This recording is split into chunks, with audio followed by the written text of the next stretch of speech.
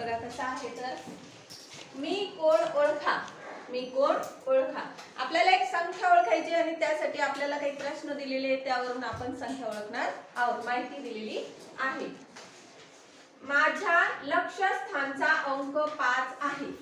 माझ्या लक्ष्यस्थानचा अंक 5 आहे म्हणजे लक्ष्यस्थानचा जर दिलाय तर ती संख्या आपल्याला 6 अंकी असली पाहिजे, नाही का? किती अंकी असली पाहिजे? 6. 1 2 3 4 5 6. 6 अंकी संख्या ती आहे. आणि लक्ष्यस्थानचा अंक काय आहे? 5. काय आहे लक्ष्यस्थानचा अंक? 5. लिहिला आपण 5.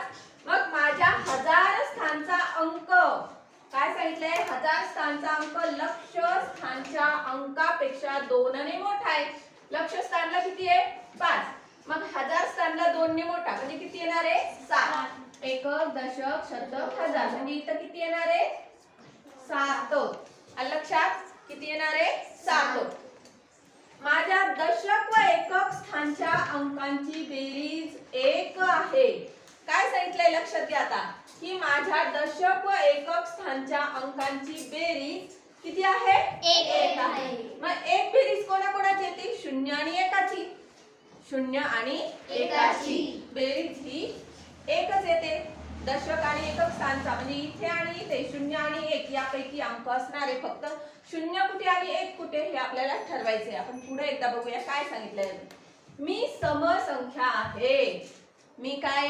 समसंख्या आहे. मग समसंख्येच्या एकक स्थानी 0 2 4 6 8 यापैकी अंक असतो. मग आपल्याला 1 आणि 0 इथं बसवायचं आहे किंवा 0 आणि 1 इथं बसवायचं आहे.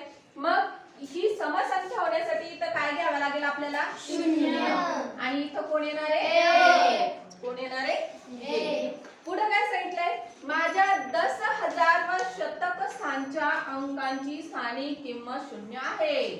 मग स्थानिक किंमत जर 0 असेल म्हणजे ते अंक 0च असणार. शून्याची स्थानिक किंमत काय असते? 0. म्हणून इथे काय येणार? शतक स्थानी 0 आणि 10,000 स्थानी 0. म्हणजे आपली संख्या तयार झालेली आहे 5,60,010. आलं लक्षात? हो मॅडम.